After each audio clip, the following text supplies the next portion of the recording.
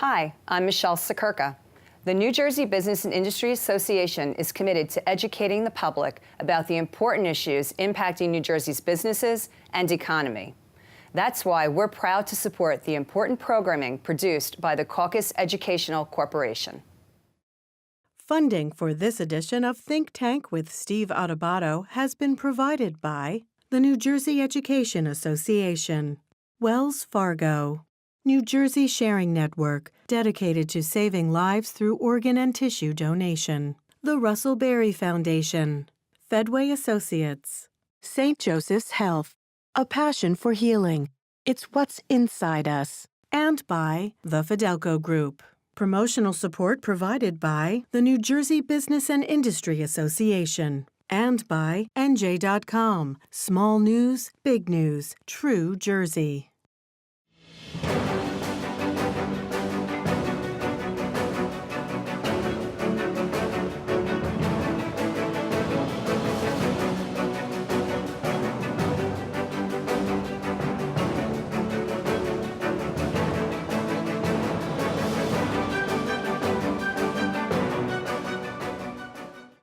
Welcome to Think Tank. I'm Steve Adubato, and we're in fact coming to you from the Agnes Varus NJ TV studio in beautiful Newark, New Jersey. This edition of Think Tank looks at STEM education, global citizenship. Now, who do we have to talk about this on Think Tank but four of the most successful, terrific educators you will find? Let me introduce them. Jennifer Bariso is a technology teacher at Robert Erskine and Peter Cooper Elementary Schools in Ringwood, New Jersey. Nikki Silva is a Milken Award honoree and third grade teacher at Nathan Hale School, where? Carteret, New Jersey. Patricia Smeyers is a 2019 Hudson County Teacher of the Year and fifth grade math teacher at Clarendon Elementary School, where? C Caucus. Ikechukwu Onyema is in fact a chemistry teacher at East Orange Campus High School Global Learning Fellows. Thank you so much for joining us. You know, when we created this whole idea for Think Tank, my idea, the idea of the folks here at the Caucus Educational Corporation and our partners at NJTV was, let's have a conversation with New Jersey-based people from this region about issues that in fact have national implications, trends that are national. It seems to me that the whole question of the way we teach STEM, science, technology, engineering, math education, and global learning isn't just a New Jersey issue. It's a national issue. Make the case. Well, first of all, I'll start with teaching globally. What does that mean, by the way? Global education is about, when my students leave my classroom, they need to know that they're not just residents of East Orange. There's a much wider state, there's a much wider country, there's a much wider world. They're competing with all of those folks, and they're going to need to work together, collaborate with those folks to actually improve the world that we live in. That's what I mean by global. Let me push back on a little bit in a positive way. Sure. It just seems to me that one of the challenges in teaching global citizenship, and that citizens in kindergarten, fifth grade, high school, wherever, that one of the challenges we have, and if I'm wrong, push back and tell me, is that so much of our political discourse in our nation is provincial, is chopped up, is bifurcated, is polarizing, and in fact, there are more and more, it seems like, folks who don't want to know about the rest of the world and only want to know about the world they are in and the people. Why are you shaking your head? Yes. Couldn't agree more. Okay, jump in. I just think that there's a generation where they're focusing on themselves and they need to know that what they do is going to affect them in the greater scheme. So it's just learning good citizenship and everything like that. But Trish, you have your students connect with students, a partner school in Ghana. Yes, that is correct. Listen, I'm not making this political. I want to keep this about education, but I'm arguing that the public discourse makes it harder for some to think that being a global citizen is important and that teachers should be teaching it, you say? I do believe that teachers need to teach it. We need to have our students connect with experts and community members. We need to talk. I let them even ask questions through my own Twitter. But we Skype with classrooms. I'm trying to set it up with all 50 states. We do a mystery Skype. How receptive are other teachers, other educators? Very receptive. I find I have a great online PLN. I think PLN. PLN. No jargon here on Think Tank. Personal Learning Network. Go ahead. where, you know, there are some people that don't realize that outside the district walls, you can learn so much from one another just through social media, never mind my organizations that I belong to. But most of my ideas I get from other, you know, collaborating with others. I agree. I And think Nikki, that jump you in. really need to like branch out into the community even. Like I teach at the elementary level. What grades? Third grade. Okay, break it down. Give us an example of something you are teaching your students that helps them be better, quote unquote, global citizens. We have a philanthropy project. We work with the veterans in Carteret. So it's kind of branching outside of the school walls because learning doesn't just take place in the classroom, as we all know, but learning takes place outside. And I think it's so important for them at any level to know that the community members are, you know, are there to help them, and there's heroes that are outside of their classroom. So I feel like even branching out just into the community for a small group, and then from there they could see, you know, globally how important it is of what's going on. The greatest joy that I've had so far this year was having a student teacher. And with my student teacher, we plan each lesson every day. As a chemistry teacher, we just finished teaching a molecular compounds unit about covalent bonds. The quick and dirty of it is it's about sharing electrons, right? Sharing, okay. I didn't do well. I was a political science and media major, but go ahead. So it's about elements sharing electrons, but just to give you an example about how we tried to extend it beyond just the particulars of those chemical bonds. We asked them, to relate it to sharing. You know, should societies force those with more resources to share them with those that are less fortunate to create more stability in the world? Wow. And we had an incredible discussion about taxes, about welfare, homelessness. And about being empathetic. About being empathetic, and then we brought it back to the chemistry. So how does this relate to chemistry, guys? Oh, it's about sharing electrons. And so that's a way to bring it in when it's tough to bring it in sometimes with some of the units I'm teaching. Sure. The term social emotional learning, okay? Yes. Is that what EK is talking about right now? I truly believe so. Actually, just in our STEM lesson, some of the student groups were not quite getting along, so they, two of my girls coded a cardboard box. Now, our daughter talks to me about coding. Could you define it? It's basically computer language telling a key on a keyboard what to do, so what action to take. So they actually have brass fasteners on a robot, and they used Makey and Scratch, which are kid versions of coding. So what was the problem here? They were not getting along, so when they push the button, it gives them a little quote to, you know, a positive affirmation. And it was just their idea to create this, and so it's just part of our STEM now. So we hold call it. on, and excuse me for interrupting. Jennifer, you do the coding thing as well. Yes, I do. On the Talk about kindergartners? Kindergartners. Can you just tell us how? With 5 and 6 year Very, olds? very basic. We don't even get on the computer right away. I put paper arrows on the floor, and I tell them to follow directions. And like my main message is basically follow the directions, and if there's something wrong, we debug it or fix the mistake. And it's all about making mistakes being okay, you know, not being intimidated by making mistakes and correcting them in an environment where everybody's going to help you. So it's bringing it down to a very basic level. I'm curious about something. As you're all talking about, you all have a teaching philosophy, right? An approach to teaching that's developed over time, influenced by, I'm sure, your experience as students, experienced by the mentors that you have had. But my question is this: to what degree in the educational profession, when it comes to, let's just say, teaching STEM and global learning, to what degree do you believe there's a national movement, trend, if you will, amongst a significant number of educators to really ask the question, how should we be teaching these things in a more compelling, engaging way that has a greater impact on students? To what? I know it's a long-winded question, but I'm curious about this. Go ahead. So, Steve, you introduced me as a chemistry teacher. I have learned to amend that, say I teach chemistry, but more importantly, I teach students. And when we talk about social emotional learning, something else I want to bring to the conversation is that a lot of our students, particularly in some of the urban areas, they've endured a lot of traumas that show up in the classrooms. And if I come in there and I only focus on the content, such as, I'm going to miss that. Let people know. I don't want people to assume they think that they know. Homelessness, divorces, Poverty, hunger, violence. violence, sexual abuse, all kinds of abuse. And how does that impact, in your view, Gang EK? violence. I can keep going. How does that impact how you believe they need to be taught to help them the most? I take time, and I've decided I'm going to do it once a month. Some call it social emotional learning. I call it restorative practices. What does that mean? Because that's more jargon. It can look a lot of different ways, but oftentimes we form a circle, and there's some kind of question that involves some part of their personal life that we can engage in for a few minutes. So I get to learn about my students, so I can connect the work, the content, to their lives and make it more compelling. We expect a lot from teachers. Nikki, as I'm listening to you do something with your third grade students. You have some sort of cool down thing? Yes. What is that? A cool down book bag.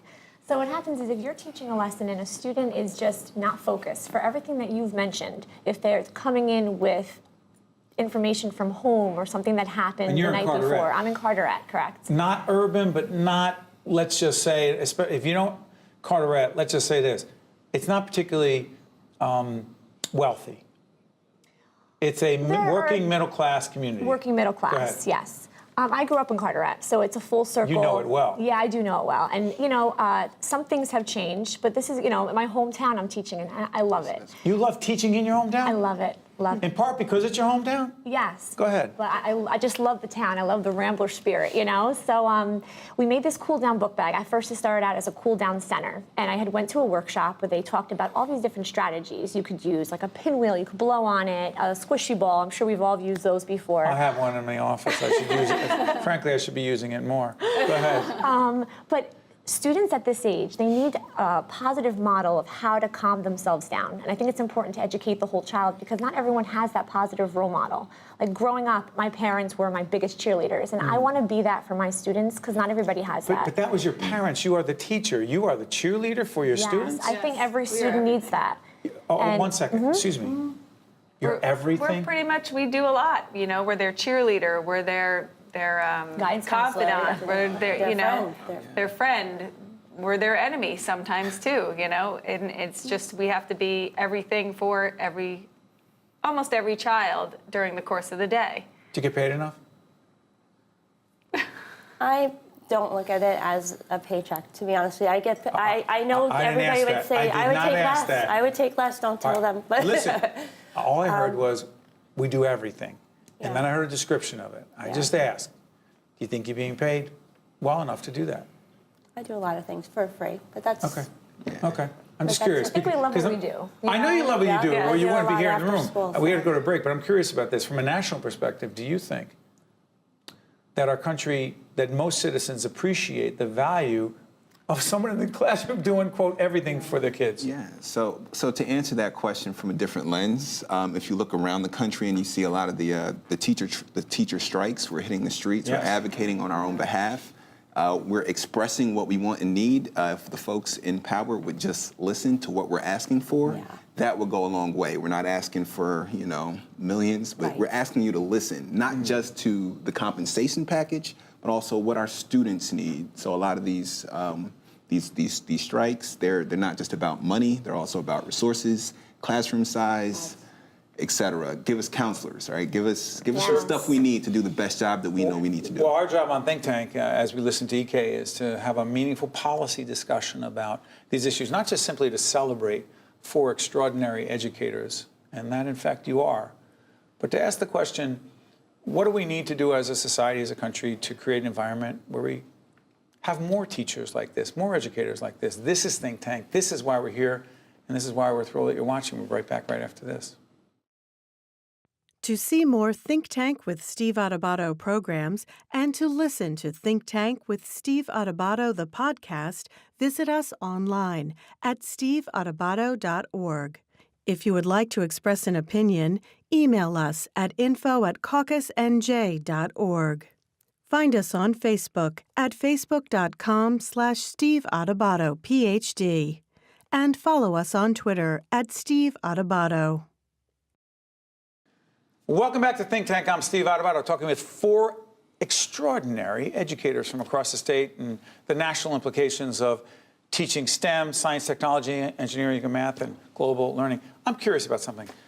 What inspired you to be the teacher you are today? Well, I actually changed because I've been teaching for 26 years, but since I went back for my master's and did work with NASA Explorer Schools, I had a transformation.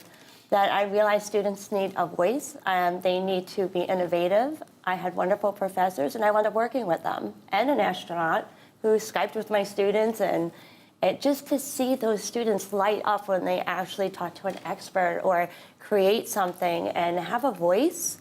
And even now we're trying to do a global warming, show that they're going to put on my website. How exciting.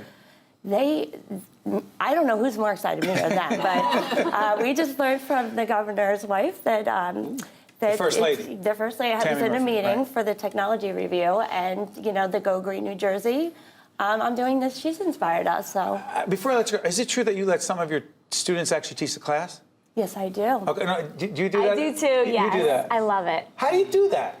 It's the best to give up your power and take a step back and Give up your watch. power? Like, let Yes. somebody sit in this seat and take over this show? You should do it. I should? Yes. Okay, that's in theory, not in practice. But hold on a second. When you actually, the first time you did that, what was the reason you said, Nikki, I'm going to give up control, power, whatever, let the students teach, but know that it could go any way? And that's the best feeling, because that's the highest level of learning is when students could teach one another.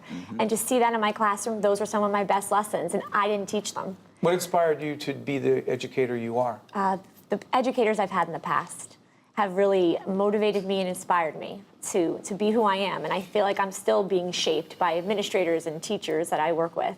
Jennifer, what inspired you? Well, I came back Who or to what? I have a great administrator who pushes me every day. The new maker environment where you're making things and not just learning on the computer, so you're actually building things. The coding culture and everything kind of inspired me to reinvent a lot of my lessons. I have students teach each other as well. They sit together on the computer, work through a coding exercise, and sometimes they can speak their own language to a certain degree, and they find more success that way. And that's the bottom line, is we want them to find success. It's the most fascinating time to be teaching global learning and STEM. I often think about my experience as a high school student, and I think about what I was missing as Where'd a you go high to school school? student. I actually went to Columbia High School in Maplewood, New Jersey. Sure. It's got a good school, good reputation. Amazing school, but there are different experiences depending on who you are, what classes you are exposed to, et cetera. And I often think about the positives as well as what was missing. What And inspired you to be the educator you are? I want to be that person that I feel like I needed at that time. Wow. I want to be that person. I want to try to do some of that work. Because? I remember what it was like, and also I remember when I got to college and when I just got into the quote-unquote real world, I remember thinking, man, I could have been exposed to this a little bit earlier. So why not try to create some of those experiences for my students? What's the whole South Africa thing you're doing? So the NEA Foundation, the National Teachers Union, Education National Education Association, right. yeah, they've got this Did you get a grant? awesome fellowship. Yes, they Okay. paid for 50 teachers from around the country to go to South Africa, both Cape Town and Johannesburg last summer. And it was an amazing time. I had a chance to visit a bunch of schools, talk to educators, talk to students, and just really do some compare and contrast about what they're doing over there and what we're doing over here. Give me one thing you took from there that has value over here. The most important thing that I took, so we went to a school in Cape Town, and the administrators that we spoke to were also teachers. Wow. They also hold taught on. a class, so there was a certain perspective that they never lost. And I'm not throwing shade on our administrators now because they do an amazing job, but I think there's something that you always have on your mind when you still teach at least one class. Are you concerned about potentially administrators in our country, in our state, being removed from the reality of the classroom? Because that's what you implied. You concerned about that? I think sometimes they have so much on their plate that they're just not as visible, not necessarily even in my school, but what I'm even hearing from everyone is that they're not in the classroom, seeing what's going on, in the trenches. Are we set up for them to be No. what Ike described as happening in South Africa? Are we set up for No, them we're not. to be that hybrid educational professional as opposed to, I've got all these responsibilities, I've got to run this school, I've got to handle the finances, whatever it is? At our school, our administrators are always in our classrooms. Oh, is that true? Yes, Okay. and sometimes if we're doing a lesson, they chime in. So I don't feel that there's that much of a scare for that to happen. Let me try. I have had that too as well. They do come in. Can I talk and about give parents some for a second? I'm sorry for interrupting. We have a daughter in the elementary school, in the public school system in Montclair, and wonderful school system, and 2 high school students, actually at Seton Hall Prep right now, but educated in the Montclair public schools. I'm curious about something, and I've struggled as a parent with how much. I was texting the other day to one of the teachers about one of the issues, and I try not to let our kids know how much I'm texting and talking to their teachers or guidance counselors, and my wife said, back off, leave it alone. I have a different philosophy. It's not about me, it's not about my kids, it's not about my wife, but I am curious. Any best advice for parents who want to be helpful to our kids, but not be the parent who's so overbearing that we don't let our kids grow and make mistakes and whatever? They don't know what they don't know. And also, sometimes they're not telling us straight up what tests are coming. You get the point. Help me here. I'm talking for every parent who's concerned about this right now. Go. I think when they're younger, you kind of have to be on top of them. You don't want to be a lawnmower parent who's like paving the way for them and making everything easy. You don't want to be like on top of them like the helicopter mom, but you have to find somewhere in between. You got to be there. You got to make sure they're doing their work, help them with their work, even if you don't know how to do it themselves. And the online operation, going online allows us to follow that more than ever. Go ahead, I'm sorry. Exactly. But I think, you reach a point where you have to say, you know what, it's time that they do it themselves. Like I have 2 seniors in high school now. And when they have a problem, like you go talk to the teacher. You tell them to do it. Yeah. Okay. I said, then if you reach a wall, if you reach a problem, I'll get involved. But you figure it out. Well, let me ask you this. All of you are involved in technology and science, et cetera, STEM.